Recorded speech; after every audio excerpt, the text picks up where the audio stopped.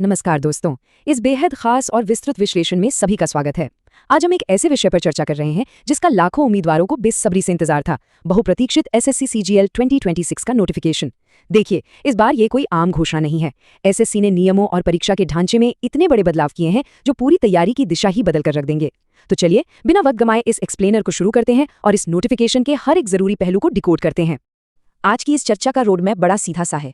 पहले हम बात करेंगे नोटिफिकेशन की, फिर महत्वपूर्ण तिथियों और रिक्तियों पर नजर डालेंगे, उसके बाद एलिजिबिलिटी, फिर नया परीक्षा पैटर्न और आखिर में 2026 को अपना बेस्ट अटेम्प्ट कैसे बनाएं, इस पर बात करेंगे।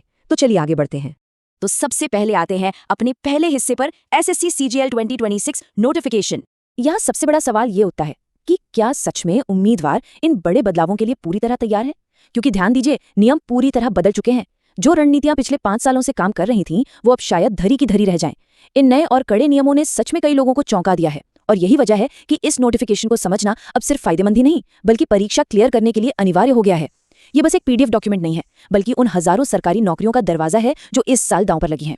और वो नौकरियां हैं कितनी? 12,256। जी हाँ, शुरुआती कंफर्म्ड वैकेंसीज का यही आंकड़ा दिया गया है। लेकिन यहाँ एक बहुत ही शानदार बात यह है कि जैसे जैसे अलग अलग विभाग अपनी फाइनल रिपोर्ट सौंपेंगे, ये संख्या आराम से 15,000 के आंकड़े को भी छू सकती है। सोचिए, पिछले कुछ सालों के मुकाबले ये एक बहुत बड़ा अवसर है ना? और उम्मीदवारों के लिए ये अपने आप में एक बहुत बड़ी प्रेरणा भी है।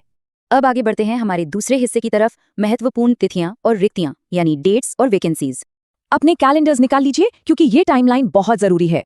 फॉर्म भरने की प्रक्रिया 21 मई से शुरू होकर 22 जून तक चलेगी। खैर, यहाँ एक छोटी सी सलाह जरूर रहेगी। फॉर्म भरने के लिए पहले ही दिन आपाधापी मत कीजिएगा। अक्सर शुरुआत में सर्वर डाउन हो जाता है, तो कुछ दिन रुककर आराम से फॉर्म भर लेना बेहतर है। इसके बाद टियर 1 की परीक्षा अगस्त के मध्य या सितंबर में होने की संभावना है, यानी तैयारी के लिए करीब 3 महीने का ठोस वक्त मिलेगा। और टियर 2 की परीक्षा दिसंबर में तय है। ये पूरी प्रक्रिया बहुत तेजी से आगे बढ़ने वाली है। चलिए अब तीसरे हिस्से का रुख करते हैं, आयु और शैक्षिक योग्यता, यानी एज और एजुकेशनल एलिजिबिलिटी। आयु की गणना के लिए जो कट ऑफ डेट फिक्स की गई है वो है 1 अगस्त 2026 और आयु सीमा को बिल्कुल साफ तौर पर बांट दिया गया है। लेवल 4 और 5 के पदों के लिए अधिकतम आयु 27 साल है। वहीं जिन पदों का सबसे ज्यादा क्रेज होता है, जैसे जीएसटी या इनकम टैक्स इंस्पेक्टर, उनके लिए ये सीमा 30 साल रखी गई है। और जूनियर सांख्यिकी अधिकारी यानी जेएसओ के लिए ये सीमा 32 साल तक जाती है। बिल्कुल, आरक्षित श्रेणियों के लिए स्टैंडर्ड छूट वैसी ही है जैसे एससी एसटी के लिए 5 साल और ओबीसी के लिए 3 साल। इससे अपनी श्रेणी के अनुसार पद चुनने में कोई भ्रम नहीं रहेगा। अगर शैक्षिक योग्यता की बात करें तो सामान्य पदों के लिए किसी भी विषय में बस एक नॉर्मल ग्रेजुएशन डिग्री चाहिए होती है। लेकिन जेएसओ पद की कहानी थोड़ी अलग है। इसके लिए या तो 12वीं कक्षा में गणित में कम से कम 60% अंक होने चाहिए, या फिर ग्रेजुएशन में सांख्यिकी यानी स्टैटिस्टिक्स एक विषय के रूप में पढ़ा होना चाहिए।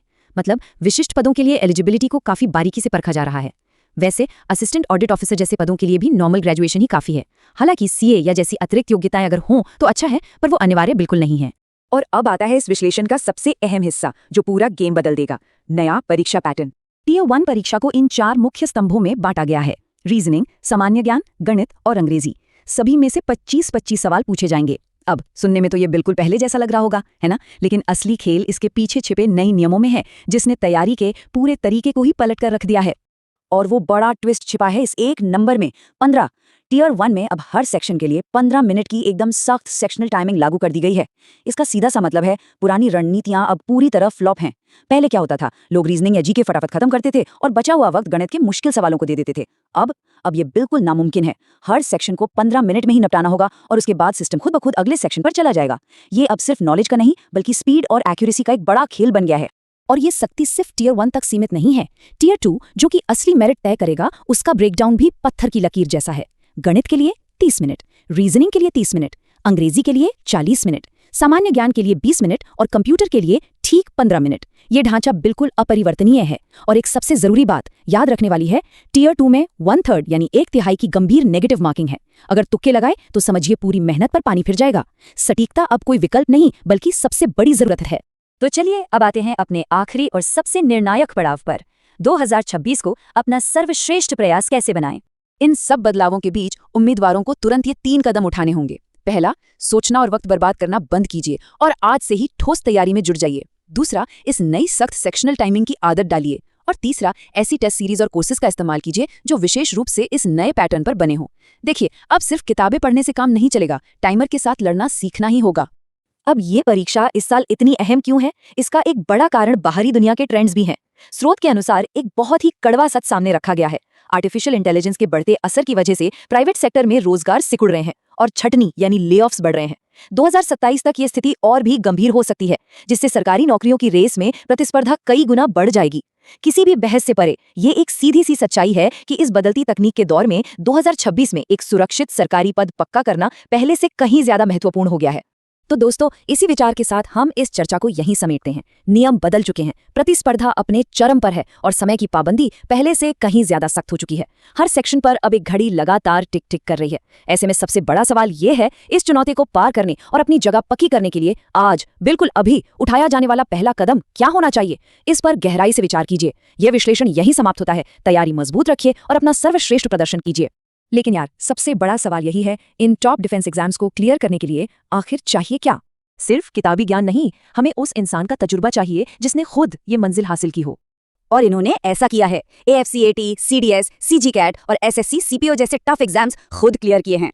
बिल्कुल, इन्हें 14 SSB इलाहाबाद से सीधे ऑफिसर्स ट्रेनिंग एकेडमी यानी OTA के लिए रिकमेंड किया गया था। इसीलिए यहाँ सिर्फ हवा हवाई बातें नहीं होती, सीरियस एस्पिरेंट्स को एकदम जेन्युइन इन्फॉर्मेशन और प्रैक्टिकल स्ट्रैटेजीज मिलती हैं। सही डेटा और आजमाए हुए तरीके, बस यही दोनों मिलकर हमारी तैयारी को एकदम सही दिशा देते हैं।